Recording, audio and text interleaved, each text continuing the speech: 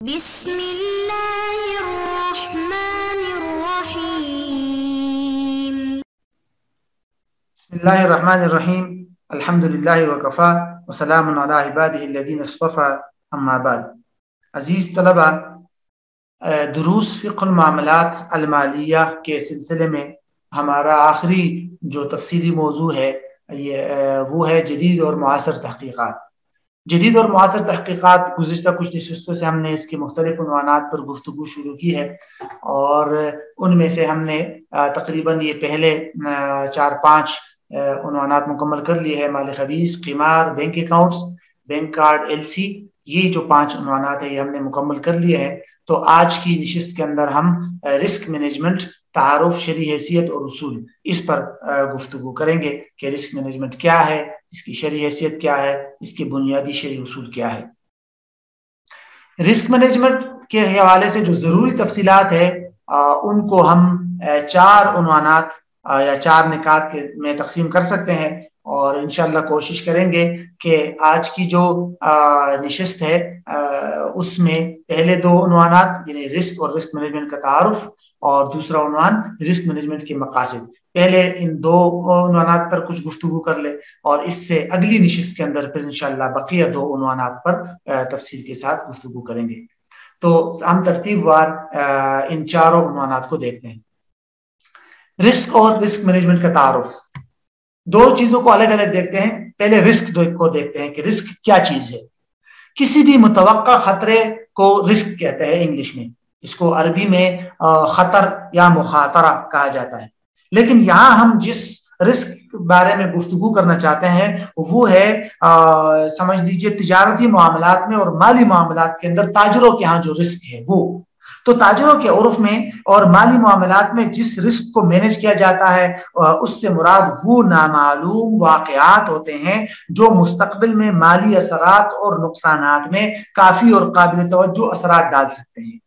بالفاظ دیگر آپ یوں کہہ سکتے ہیں کہ مالی معاملات کے حوالے سے مالی مستقبل میں جو خطرات ہوتے ہیں مالیت کے لیے اور مال میں مالی اثرات میں اور جو نقصانات ڈال سکتے ہیں مستقبل کے حوالے سے جو خطرات ہو اس قسم کے، تو اس قسم کے خطرات کو کہتے ہیں رسک، یعنی تاجروں کے عرف میں.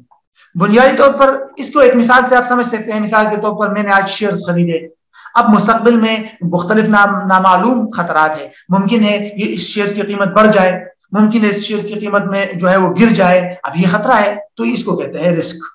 تو بنیادی طور پر رسک کی پھر آگے علماء جو ہے یہ مختلف قسمیں بیان کی جاتی ہے کہ ایک کو اسپیکولیٹو رسک، تخمینی رسک کہتے ہیں، جس میں نفع اور نقصان دونوں کی امکان ہو، اور ایک کو جو ہے وہ یقینی یا خالص رسک کہتے ہیں جس میں نفع کی بالکل امید نہ ہو، بس نقصان ہی کا احتمال ہو، جیسے آگ لگ جانا، سیلاب وغیرہ. تو بہرحال اس کو کہتے ہیں رسک. رسک مینجمنٹ کس کو کہتے ہیں؟ اس کو اردو میں آپ خطرات کی تدبیر اور انتظام کرنا کہہ سکتے ہیں. عربی میں اس کو ادارۃ المخاطر کہتے ہیں. رسک مینجمنٹ کا آسان تعارف یہ ہے کہ یہ ایک ایسا سسٹم یا نظام ہے جس کے ذریعے مستقبل کے متوقع خطرات سے بچا جاتا ہے اور واقع ہونے والے خطرات کو بالکل ختم یا کم کیا جاتا ہے تاکہ مالی طور پر نقصان وغیرہ نہ ہو.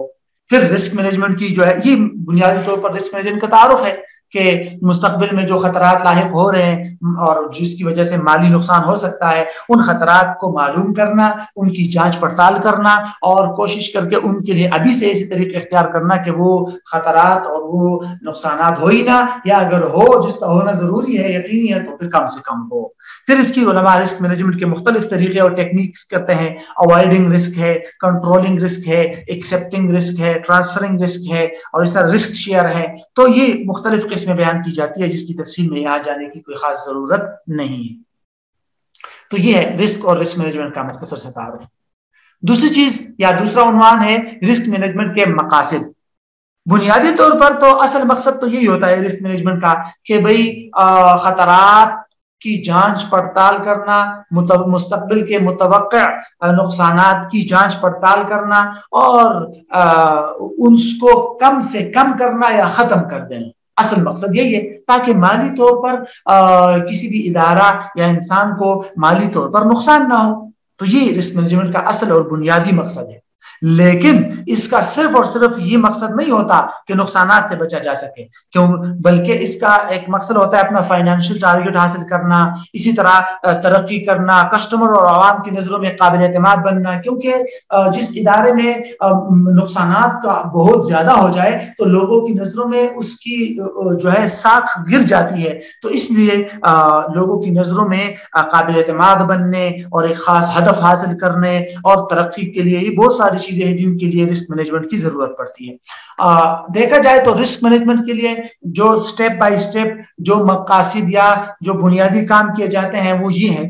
ایک تو کہتے ہیں تحدید المخاطر، یعنی رسک اور نقصانات کی شناخت اور پہچان کرنا کہ کون کون سے نقصانات جو ہے اگلے مثلا اتنے سالوں تک متوقع ہے اور کس قسم کے ہیں، بڑے ہیں چھوٹے ہیں اور کہاں کس اعتبار سے آ سکتے ہیں، تو اس کو کہتے ہیں تحدید المخاطر۔ دوسری چیز ہے، دوسرا مرحلہ ہوتا ہے تصنیف، یعنی درجہ بندی کرنا، اور رسک مینجمنٹ میں درجہ بندی کی جاتی ہے نا کہ سب سے بڑا رسک کون سا ہے جس کو ہم نے پہلے دیکھنا ہے، پھر کم رسک کون سا ہے، یعنی جو زیادہ نقصان کے رسک ہوتے ہیں ان کو زیادہ توجہ دی جاتی ہے، جو کم کے ہوتے ہیں اس کو کم توجہ دی جاتی ہے، تو یہ جو درجہ بندی ہوتی ہے اس کو کہتے ہیں تصنیف، التصنیف۔